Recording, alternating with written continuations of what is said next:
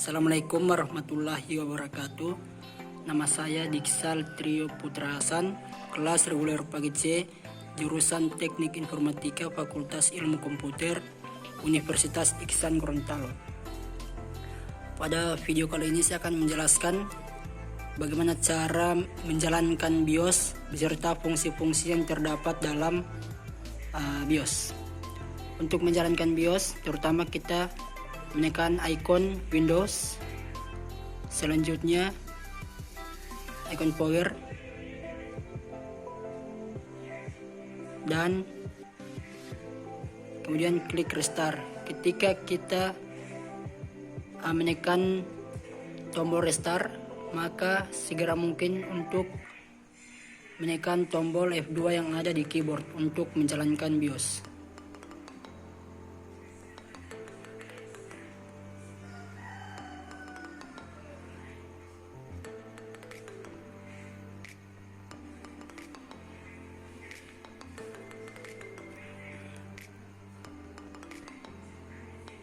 Nah, inilah tampilan awal dari menu BIOS. Ada beberapa option: information, main, advanced, security, boot, dan exit. Pada tampilan awal ada settingan information. Bukan settingan. Ada beberapa information dari device masing-masing yang kita gunakan. Informasi ini mencakup tentang hardware yang tertanam di komputer atau laptop yang kita gunakan. Tujuan dari informasi ini adalah untuk mencari tahu atau mengecek apakah perangkat keras yang kita gunakan dapat terbaca oleh komputer dan bisa bekerja dengan semestinya dalam sistem komputer. Ada beberapa informasi yang ada di menu BIOS. Yang pertama, CPU info. Jadi menampilkan prosesor dari masing-masing laptop yang kita gunakan. Di sini prosesor dari laptop yang saya gunakan adalah AMD Ryzen, dan begitulah. Yang kedua, sistem BIOS version, yaitu versi dari BIOS yang kita gunakan. Dan ada beberapa informasi yang tercakup dalam BIOS ini. Ada GOG version, HDD 0, HDD 0, HDD 1, SATA mode, total memory. Jadi itu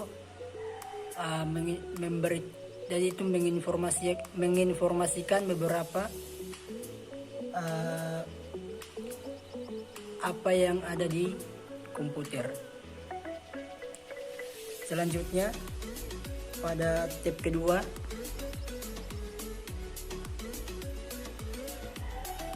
yaitu tab main. Di sini tab main berfungsi untuk mengubah pengaturan tanggal serta waktu.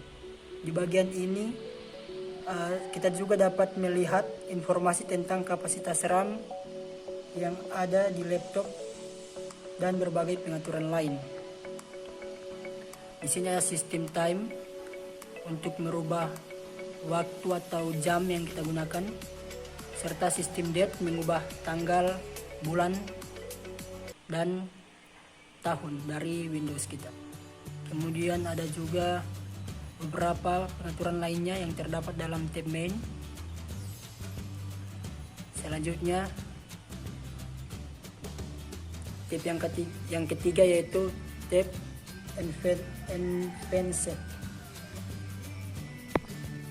Mohon maaf, video saya lanjutkan karena full memory. Jadi pada tab advanced ini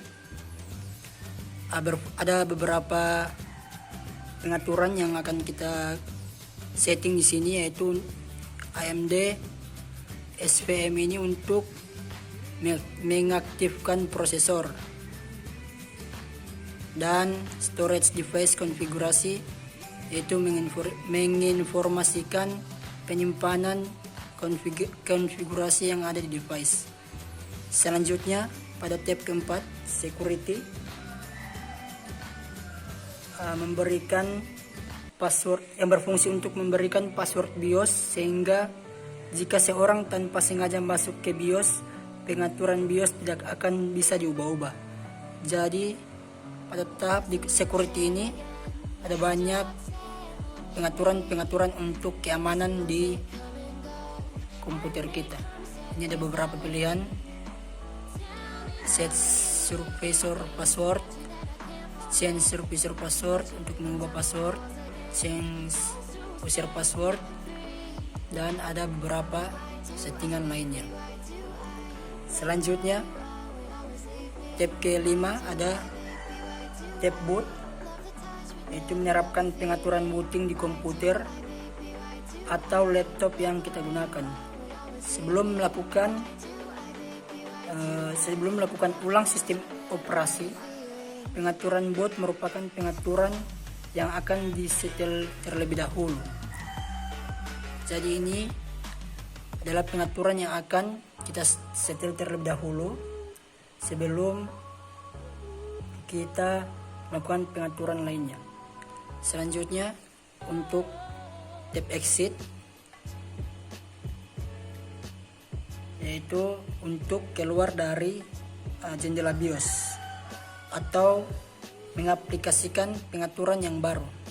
Ini ada save dan shutdown, yaitu untuk menyimpan apa yang telah kita setting, dan juga ada menu exit saving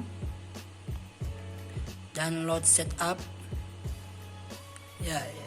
Apa fungsinya tidak jauh-jauh dari untuk keluar dari jendela BIOS. Jadi itulah beberapa fungsi dari menu BIOS. Lebih dan kurangnya saya mohon maaf. Billahi taufiq wal hidayah. Wassalamualaikum warahmatullahi wabarakatuh.